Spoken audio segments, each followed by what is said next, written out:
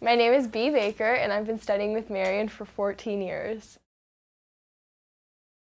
I started studying with Marion when I was about 4 years old, and I was a very quiet child back then. So I think for the first entire year, I did not talk to Marion. I looked at my mom, and my mom talked to her for me, but I was just I don't know what it was. I was just scared to talk, but it was really funny. We just made it through an entire year with barely much talking. But now I talk way too much, and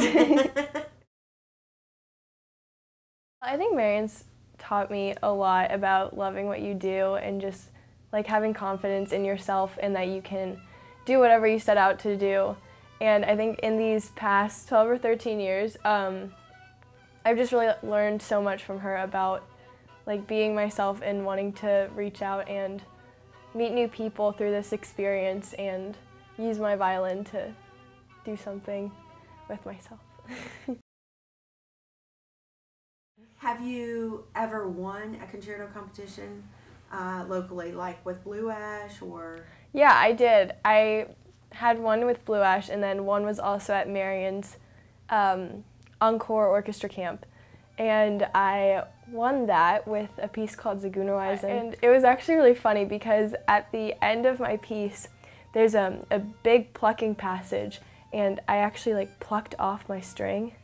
So my E string came off the bridge, and I had to stop and retune and then resume and finish the piece. But it was really funny. It was just I got too intense and kind of just pulled off the string. Love what you do and really be involved and be into it and just put your whole self into it and practice, and you'll get what you want from that. I think it's a little ironic because when you're practicing something so complex as a concerto, you have to break it down to the small things that you did when you were younger. The details all need to be broken down, and you just have to take it into small parts and practice them over and over again. And once you finally get all that down, then you can start worrying about other things. Practice makes permanent, and I think just practicing stuff over and over and over again until it is in your hands and it's muscle memory and it just comes out. And I think once you have everything down, intonation, the bowing, the technique, then you can just put yourself into it and put your own style into it. And that's what I like to do. I have 3 brothers, and 2 of them also play violin, and 1 of them plays the piano.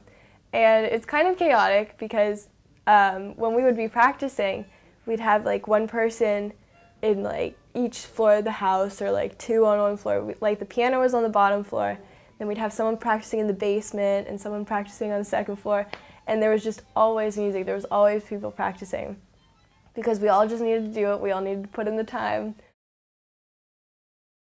I go to Walnut Hills High School, and through studying with Marion, I've been able to improve to a point where I'm a co-concert master. Me and 1 other girl are the 2 leaders of the section and the orchestra, and we figure out the bowings and we figure out the style, and we try to translate it to the rest of the group. It's just a big leadership position. We had this thing with Marion where we could have a sleepover at her house if we practiced some chamber music, a little. So we came to her house, and it was about 8 or 10 of us, and we watched the entire Lord of the Rings trilogy. This was 12 hours. We stayed up all night, and then we had to get up and play a Shostakovich quartet, rehearse it. And it was just so funny because she stuck to her word even though none of us had gotten any sleep.